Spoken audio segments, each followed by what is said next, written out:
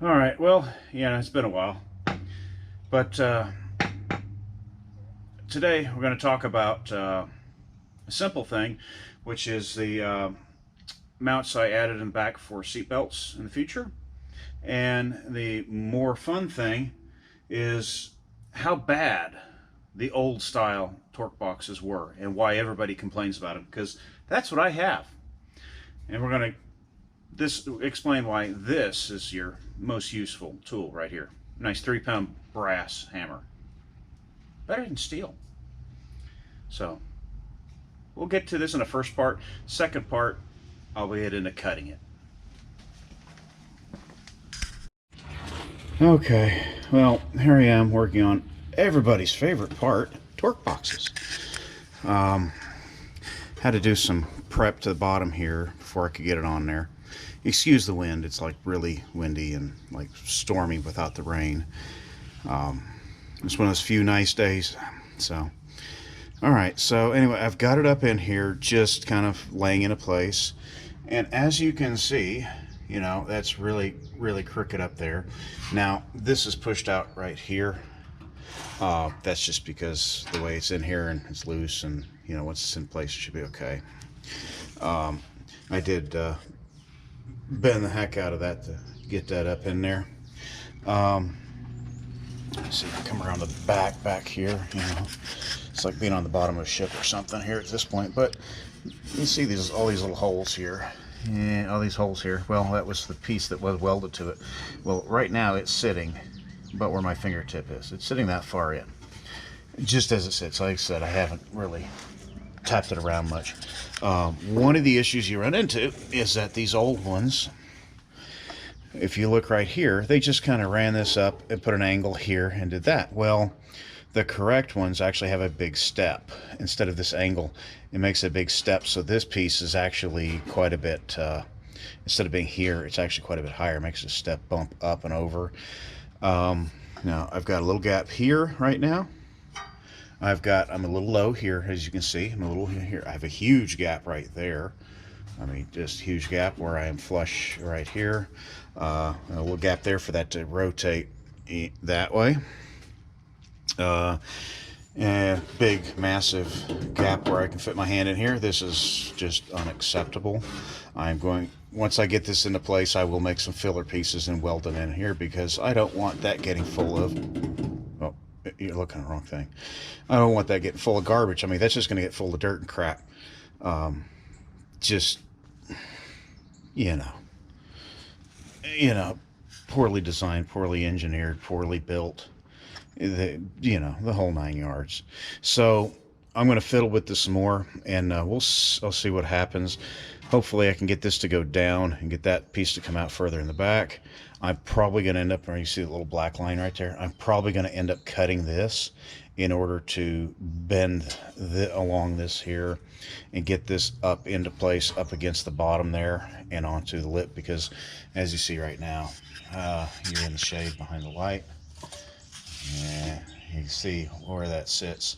You know, it's just directly underneath the existing pinch weld. So that doesn't work.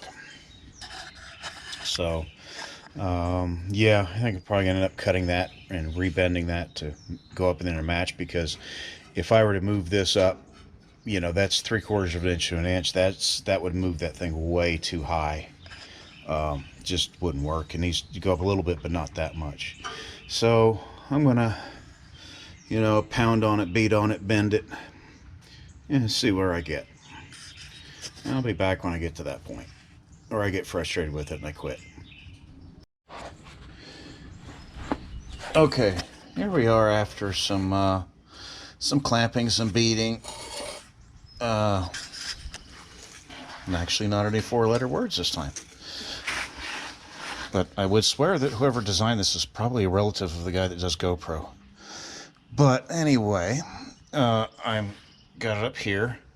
I beat the crap out of it, wedged it, got it up here. Got it clamped down there for now. And it's up in there, it's there, it's kind of there. Now, as you go up here, it is way out still. And let me roll over here, and where you can see that is behind the lights in the shade, because this is just not an easy place to look at. And you can see the front of that. Somebody can see the front of that. I can. I don't know about you. Anyway, the front, let me put this light down and maybe I can still see it. You can see this is just angled way out that way. I mean, way out that way. The only way I could fix that would be to move this whole thing forward, which you can't because it's where it needs to be here. So that leads me to moving the light again. Okay. So now, that's pretty much left me at the issue is this whole thing is angled way out this way. So we're good here, we're good here. Now, when this thing was assembled, this thing was so far out, this essentially, this should be 90 degrees square. This thing was just, it was like, you know, somebody just took ballpark measurements and sort of bent it kind of where they thought it should be and then ran over it with a truck after they welded it up together. So, I don't know if you can see it on the camera or not, but along up here, you can kind of see where I had drilled it apart. There's a couple of the spot welds in there you can start to kind of see. I think what I'm going to end up doing is taking, because this has just got to go that way a bunch, because everything, this is fine here. The piece of the back down here, you know, that little, that there is still way up in here. But to get this even remotely close to vertical here, I'm going to have to move, come up, take this, get this fold out of it, make a new fold, probably going to be 3/4 of an inch further down. Would not surprise me if it was 3/4 inch further down, and refold that back this way, because this is in the ballpark right now as it is. This is pretty close to where it needs to be. This little angle here and that little angle there, so that's actually pretty close. But this is just, it's just so far forward, or backward, forward, it's just not even funny. You know, that did tighten up a little bit in here, but that's still just an unacceptable amount here to seam seal and fill that up. So that will have to have some metal welded onto it. So I think my next step is I'm going to do a couple little measurements, a couple marks here and there where this stuff is sitting right now. And then I'm probably going to just flatten that out, figure out where I need to be along here, and rebend that and modify this piece on the side for that too. And at this point, I'm just kind of going by, I want to make sure that this mates up with the top of this up here. The bottom one down here, I can just weld up all these holes, drill new ones across over here, and then weld it up there, grind it off, and you'll never know anything about it. All right, well, I'm over at the passenger side. I've got it kind of hammered into place, kind of like the other one, clamped into place. I apologize if you hear the compactor. They've been having the county pave some of the roads here, and unfortunately they're not fixing what they, you know, the half-assed job that they did paving our street with the. There's the thing in Texas. Texas doesn't know how to pave roads. They have this thing that every intersection they like to leave a big-ass dip because they don't understand how to pave a transition. Every intersection, every driveway or entrance is just a big-ass dip. They don't understand how to pave roads here in Texas whatsoever. Yeah, it's horrible. It's horrible. I mean, I feel sorry for anybody with a lowrider car or anything like that low to the ground, because you can't drive them here. I mean, even a lot of, you know, stock cars, you know, factory cars, you get, you know, you go through the dips and it's a pain in the butt. But anyway, that's another rant.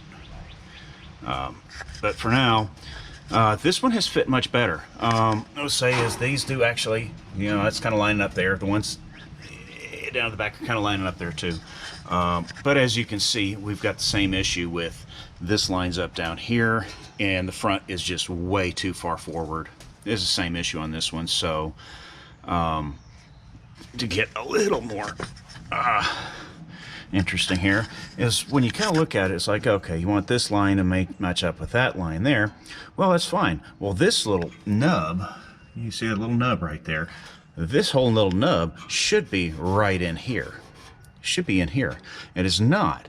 So basically it looks like almost like they did. It's just like they almost left in an extra, you know, 3/4 inch in there for some reason when they, you know, whoever designed this thing, you know, and it just didn't get their bends right, even remotely close. They just said, "Yeah, good enough." Kind of like the guys paving our roads here. So, you know, unfortunately, like I said, that's lining up, but I'm not sure what I want to do. If I want to do on both of them, you know, move this flange back down to here and then match it up to here, so this will actually curve back up into here, you know, get rid of that gap. So that'll suck in, that'll get back to vertical, that'll pull up here, weld onto there. But yeah, it's like they left too much here, or just, you know, way too much in here, and it just doesn't fit. Just, you know, if I had a break, I would have been better off just, you know, piece of sheet metal and cutting one up, cut it up and break it myself, make it fit.